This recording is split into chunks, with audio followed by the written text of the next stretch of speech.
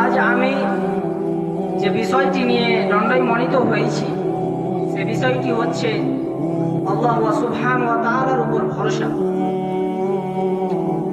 সর্বপ্রথম আমরা জানব যে আমাদেরকে আল্লাহ তাআলার উপর কিভাবে ভরসা করতে হবে।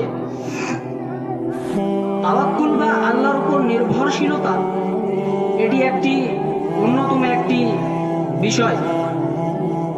এ মর্মে মহান আল্লাহ তাআলা মুমিনদেরকে উল্লেখ করে বলেছেন, ইন্নামাল মুমিনুনা আল্লাযীনা ইযা যুকিরাল্লাহ ওয়াজিলাত কুলুবুহুম ওয়া ইযা তুলিয়াত আলাইহিম আয়াতুহু জাদাতুহুম ঈমানান ওয়া আলা রাব্বিহিম ইয়াতাওয়াক্কালুন। আল্লাহ সুবহানাহু ওয়া তাআলা মুমিন কাদেরকে বলেছে?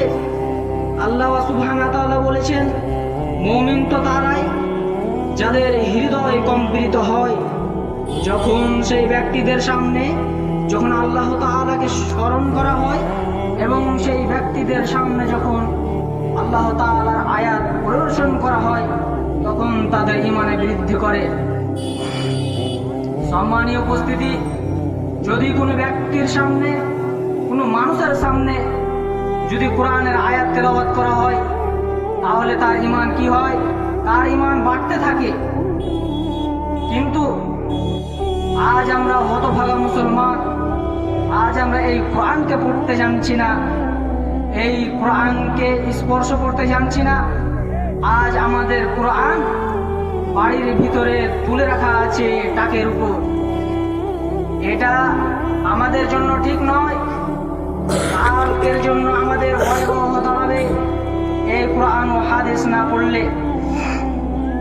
সম্মানীয় উপস্থিতি, তাই আমাকে এই কোরআন ও হাদিস অবলম্বন করে চলতে হবে এবং এই কোরআন ও হাদিসকে পড়তে হবে। তাহলে আমরা আমাদের এই জীবনকে আলোর দিকে উঠিয়ে নিয়ে যেতে পারবো। তারপরে মহান আল্লাহ তাআলা বলেছেন, আল্লাযীনা আমানু ওয়া আলা রাব্বিহিম ইয়াতাওয়াক্কালুন, যারা ঈমান আনে এবং তারা তাদের প্রতিপালকের উপর নির্ভর করে। সম্মানীয় উপস্থিতি, কারা ঈমান আনে? যারা এই বলে ঈমান এনেছে যে লা ইলাহা ইল্লাল্লাহ মুহাম্মাদুর রাসূলুল্লাহ। নিজেকে মন থেকে চাইতে হবে যে আমি সাক্ষ্য দিচ্ছি আল্লাহ ছাড়া